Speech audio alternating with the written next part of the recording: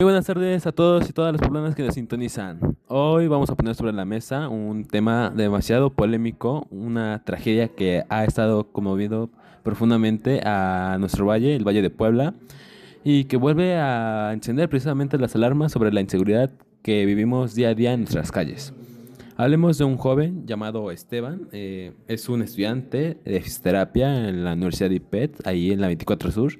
Como todas las tardes, al terminar sus clases, él siempre viajaba de la universidad rumbo a su casa, ubicada en la zona de Carmelitas. Él para trasladarse usaba el periférico ecológico, como todos los días. Ustedes ya saben cómo se pone este periférico cada vez que comienza a llover. Se vuelve una zona de altísimo peligro para los peatones y conductores, especialmente por aquellos conductores imprudentes que circulan a exceso de velocidad. Pero bueno, de acuerdo a las declaraciones que emite la Fiscalía del Estado, Esteban se encontraba manejando bajo la lluvia cuando de repente unos montachoques, estos que se lanzan a los carros con tal de sacar una buena lana, a bordo de un Nissan Versa color rojo, interceptaron a Esteban en un tramo a oscuras, sin iluminación ni buenas señaléticas. Para huir de estos delincuentes, el joven Esteban aceleró a toda prisa. Sin embargo, los montachoques iniciaron una persecución violenta que, en su afán de provocar un impacto para sacarle una buena lana, terminaron por golpear el auto de Esteban, haciendo que Esteban perdiera el control y saliera disparado hacia el carril lateral, volcando varias veces hasta chocar brutalmente contra un poste de luz a la altura de los Héroes, justo cerca de la estación del Ruta. Estos desgraciados delincuentes huyeron cobardemente como era de esperarse. Esteban sobrevivió de milagro, pero el impacto destrozó su vehículo y le causó daños severos en su cuerpo. Hoy, gracias a la respuesta rápida de los cuerpos de emergencia y a los médicos que le atendieron cuando llegó al hospital, Esteban se encuentra fuera de peligro. Para analizar el reporte médico y las secuelas sensoriales de este terrible accidente que sufrió, están conmigo María Mercedes y Carlos Alaves, especialistas en neurofisiología. Bienvenidos, doctores. Muchas gracias. Es un caso lamentable que desgraciadamente nos muestra cómo un traumatismo físico altera drásticamente la forma en que el sistema nervioso procesa el entorno. Hola, ¿qué tal? Mucho gusto. Gracias por la invitación, Ángel. Así es, vamos a desglosar el estado actual de Esteban, porque neurológicamente su diagnóstico es un tema complejo a tratar. El gusto es mío, Carlos. Estoy muy agradecido con ustedes por aceptar compartir este, lamentable caso con nuestra audiencia, que por desgracia se vuelve a repetir en nuestras calles. María, desde el punto de vista médico, ¿qué nos dice el cuadro clínico de Esteban tras ese terrible impacto? Claro que sí, Ángel. Mira, el reporte es crudo. El diagnóstico de ingreso nos menciona que Esteban llegó a la sala de urgencias con un traumatismo craneoencefálico moderado. Esto provocado por el violentísimo golpe en su cabeza contra la ventanilla y posteriormente contra el poste de luz. Eso no fue todo. La volcadura descontrolada del auto sobre el periférico le causó un trauma raquimedular. En palabras sencillas, sufrió una lesión muy específica en la médula espinal, justo a la altura de las vértebras torácicas bajas en la espalda media. Espera. O sea, un daño directo en la columna vertebral, específicamente en la médula espinal. Así es, y aquí es donde la exploración física nos empieza a mostrar cosas muy alarmantes. Al evaluar sus piernas, Esteban presenta analgesia y termoanestesia en su pierna derecha. ¿Qué significa esto para quienes nos escuchan en casa? Bueno, se puede decir que el chico no siente absolutamente nada de dolor en esa pierna. Tampoco es capaz de distinguir entre temperaturas frías o calientes. Si le pones algo hirviendo en la piel, en esa pierna su cerebro simplemente no se entera. Perdóname que te interrumpa, pero cualquiera pensaría, bueno, si se dañó la médula, pues entonces perdió sensibilidad por completo en la pierna, ¿no es así? Ahí está el gran misterio, y esto es importantísimo mencionarlo. Esteban sí siente los estímulos táctiles. Si tú vas con un pedacito de algodón y le rozas suavemente la piel de esa pierna, él te dice, sí, siento que me están tocando. El tacto superficial está intacto. Para explicar de manera sencilla todo lo que nos acaba de mencionar la doctora, tenemos que tomar en cuenta que la médula contiene diferentes tractos y vías que se encargan de transmitir distintos tipos de información, por lo que todo lo que percibimos y sentimos no siempre viajan juntos. En este caso, hablamos del tracto espinotalámico lateral que se encarga de transmitir dolor y la temperatura. En el cuerpo tenemos unos receptores llamados nociceptores y termorreceptores, que se activan cuando hay una amenaza real, enviando la información a través de las fibras nerviosas A delta y fibras tipo C. Cuando esta información entra a la médula, inmediatamente decusa del otro lado, es decir, si la información entra por el lado izquierdo, cruza el lado derecho para después inmediatamente subir al cerebro. Esto nos ayuda a entender por qué, si la lesión de Esteban fue de un lado izquierdo, no siente dolor ni discrimina entre temperaturas en su pierna derecha. Entonces, si la información acusa hacia el otro lado de la médula, ¿por qué Esteban sí percibe el tacto superficial de un algodón?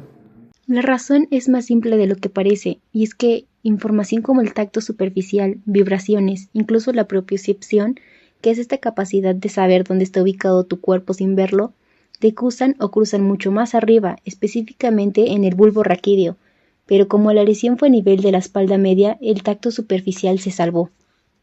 Pero doctores, el reporte médico no se queda ahí. Hay una segunda parte en este expediente que a mi parecer es todavía más dramática. Pasaron las semanas y Esteban sale del hospital para intentar recuperarse en su casa ubicada en Carmelitas, y de repente empieza a sentir un dolor terrible, un dolor muy terrible que él refiere como si le estuvieran quemando la piel en el brazo izquierdo. Nos dice el reporte que simplemente el roce de una sábana o el de la manga de su propia playera le provoca dolores intensos. María, ¿qué clase de tortura es esta si se supone que ya se estaba curando? Ángel, lo que describes es un dolor crónico de tipo neuropático. Verás, el dolor inmediato que sentimos en una situación de peligro, como quemarse en la estufa, por ejemplo, se le clasifica como dolor agudo nociceptivo. Es el dolor que nos ayuda a retirar la mano y alejarnos del peligro. Pero con el dolor crónico neuropático no hay una situación de peligro inmediata. Esteban, tras el fuerte accidente que sufrió, se lesionó con una red compleja de nervios a un nivel de sus brazos, llamado plexo braquial, provocando que esos nervios dañados empezaran a disparar señales de dolor de forma descontrolada. Pero hay algo que todavía no me queda muy claro. ¿Por qué el simple roce de una sábana causa tanto sufrimiento en Esteban? Carlos, ¿qué nos puedes decir al respecto? Eso que mencionas tiene un nombre médico que se llama alodinia. Es un síntoma clásico de dolor neuropático. Verás, normalmente el roce de la ropa es detectado por receptores de tacto superficial, como lo son los corpúsculos de Meissner. La información en la que viajan fibras gruesas que causan dolor, pero como el sistema de conducción en la médula de Esteban quedó tan alterado y sensible por el accidente, un estímulo que normalmente no es doloroso se llega a percibir como muy doloroso debido a una sensibilización patológica. Y para colmo, tengo entendido que los analgésicos comunes no le hacen ni cosquillas a este dolor, ¿no es así? Así es, mi querido Ángel, el paracetamol o el ibuprofeno sirven para desinflamar un tejido o calmar un golpe, pero no pueden apagar un dolor neuropático. Para ello se necesitan medicamentos que actúen directamente regulando los canales eléctricos de las neuronas. Es un tratamiento largo y complejo que Esteban tendrá para llevar a cabo a la mano con su rehabilitación. Una verdadera y terrible pesadilla, pero agárrense porque el expediente de este estudiante de IPED da otro giro realmente sorprendente. Además de no sentir dolor en la pierna y de sufrir una tortura constante en el brazo, semanas después del choque, la mamá de Esteban nota algo muy extraño. Menciona que cuando intenta ayudarlo en sus actividades diarias en casa, resulta que Esteban, si cierra los ojos, pierde por completo una capacidad que todos, pero todos damos por sentada. María, platícanos, ¿cuál fue este misterioso hallazgo en la exploración de su mano izquierda? De Esteban se dio cuenta que al ponerle un objeto común, como una moneda o un dado en su mano izquierda, no era capaz de reconocerlo. Verás, en la mano tenemos receptores para el tacto fino, que son llamados corpúsculos de Meissner, y también tenemos receptores para la presión profunda llamados Pacini, que le ayudaban a Esteban a describir el objeto. Un ejemplo es, la moneda es circular y es de metal, el dado es un cubo de plástico, pero su mano tocaba el objeto y aún así no lograba entender qué objeto estaba tocando. A esto le llamamos estereognosia. ¿Cómo es que puedes sentir el metal o el plástico pero no lograr descifrar qué es lo que tienes en tus manos? En el cerebro existen áreas de integración somatosensorial ubicadas en el lóbulo parietal, específicamente áreas 5 y 7 de Brodmann. Estas áreas se encargan de reconocer la textura, el peso, temperatura y la forma.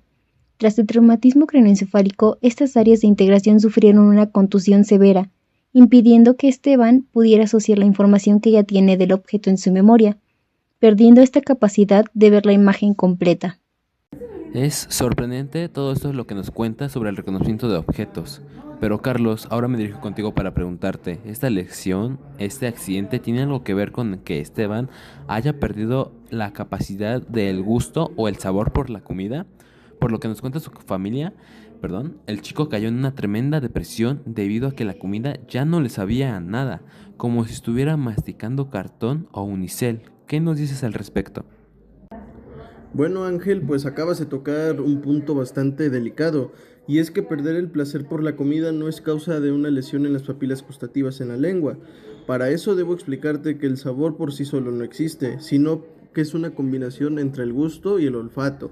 Dentro de las pupilas gustativas tenemos algunos componentes, como lo son los botones gustativos, expertos en la química básica.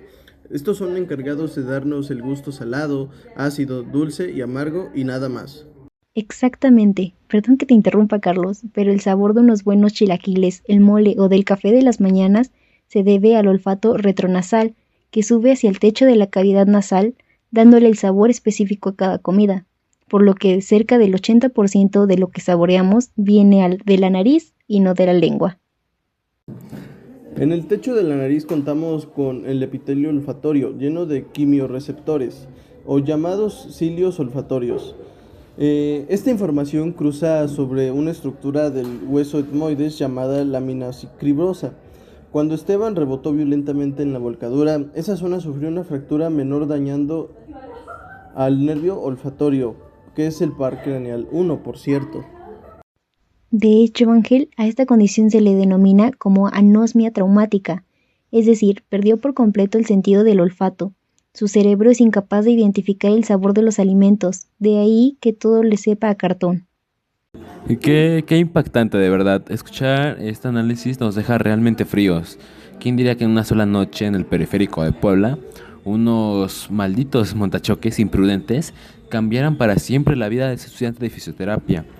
Desde no poder sentir dolor ni temperatura en su pierna derecha, a sentir un dolor insoportable en su brazo, hasta no poder reconocer un objeto con las manos o perderle el sabor a la comida de su madre.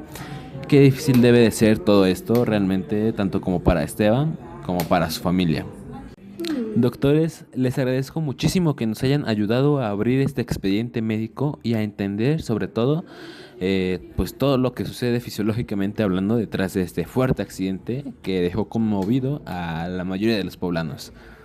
Y a ustedes, a todos los radioyentes que nos sintonizan, los invito a reflexionar sobre este polémico caso del chico, el chico Esteban, y a todo lo que involucra, desde las áreas de integración somatosensorial, las vías y tipos del dolor y los componentes fisiológicos detrás del gusto y el olfato. Muchas, pero muchas gracias por acompañarnos en un capítulo más. Nos vemos hasta la próxima. No le cambien de estación.